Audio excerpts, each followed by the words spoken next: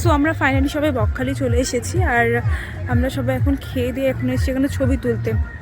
আর আমরা খাওয়ার নাম করে এসেছি মানে জাস্ট ঘুরতে, বাট আনফর্চুনেটলি সবাই এখানে আটকে গেছে বিকজ এত সুন্দর একটা ভিউ হচ্ছে। ভিউ এখান থেকে হচ্ছে একটা মানে কিছুটা গাছপালা যেটা জঙ্গল টাইপের লাগছে, বাট মানে সামনাসামনি দেখতে যে কি সুন্দর লাগছে কি বলবো। আর আমার ফোন খুব একটা যে ভালো তা একেবারেই না, ভিউটা তোমাদের দেখায় মানে জাস্ট ওয়াও লেভেলের ভিউ। আর এই যে আমার সখীরা সব এখানে বসে রয়েছে, যেটা আর কি বলবো আর তোমাদের।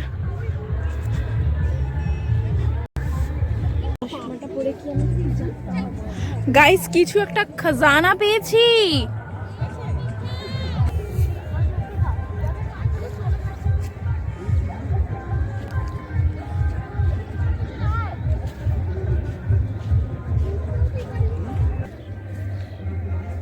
তো আমরা বকখালিতে দুদিন স্টে করেছিলাম।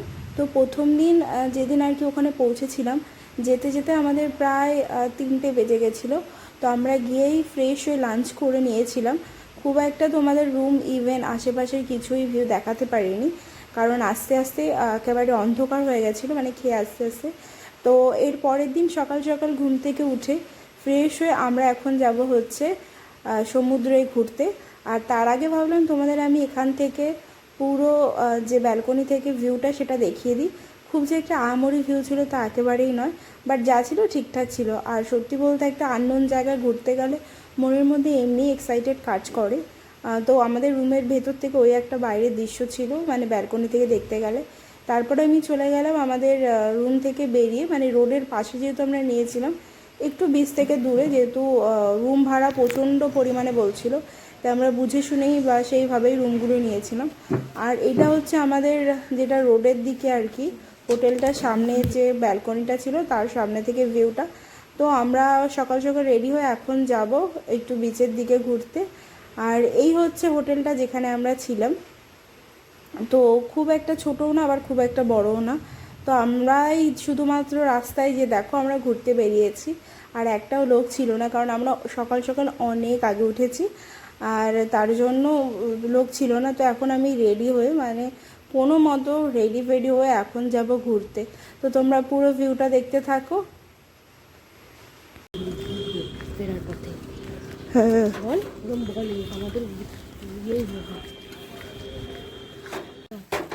ঠিকই বলেছি, যদি না যায়।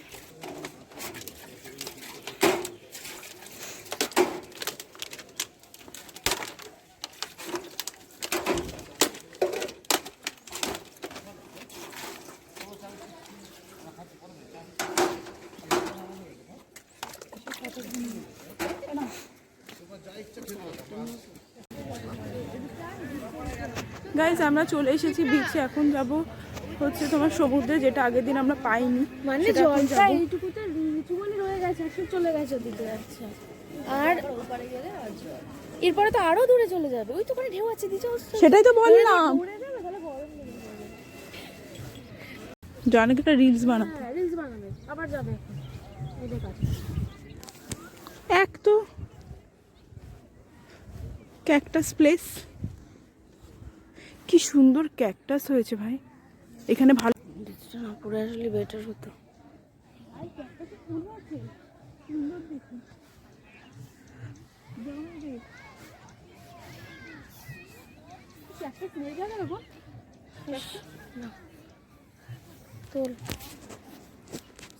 আছে হয়ে যাবে, দৌড়ে চলে যাবো। হ্যাঁ সবাই যাচ্ছে না ভাই।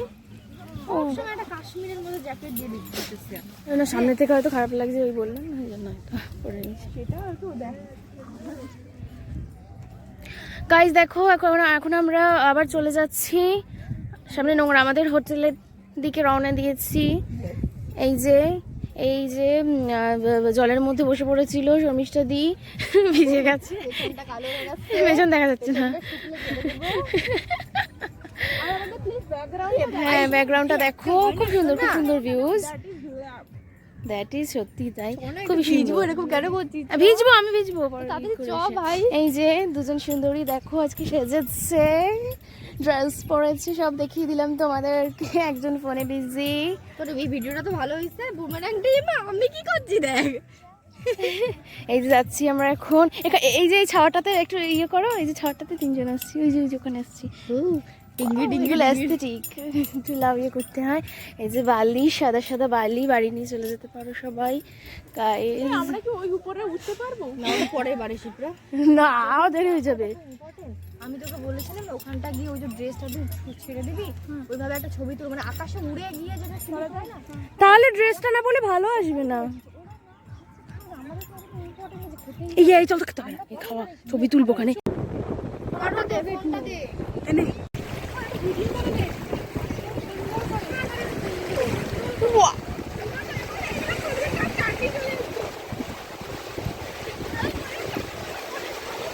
এভাবে কিন্তু একটু জল চলে আসছে অনেক দূরে।